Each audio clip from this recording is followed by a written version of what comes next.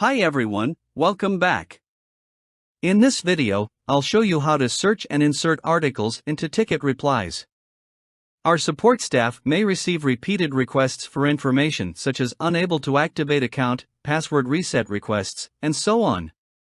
Consequently, agents spend more time answering the same questions on a daily basis. To avoid this, filling your knowledge bases with solution articles and referring to them when responding to requests is a good way to make work easier for your agents.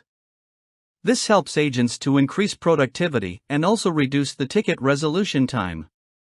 With BoldDesk, it is possible for support agents to include a knowledge base article link when creating a ticket reply. Follow the link in the card above and in the description below to learn more about our BoldDesk knowledge base software. Now, let me show you how to search and insert an article into a ticket response. First, sign in to your BoldDesk account. Then, go to the Tickets module and open the ticket you want to link to the article when providing the response. Now, click the Reply or Add Notes option and click the Insert an Article option. This will open the Insert an Article pop-up screen with a list of solution articles. From here, agents can search and find the article to link, and also preview its content. Finally, click the Insert Link option to insert the article.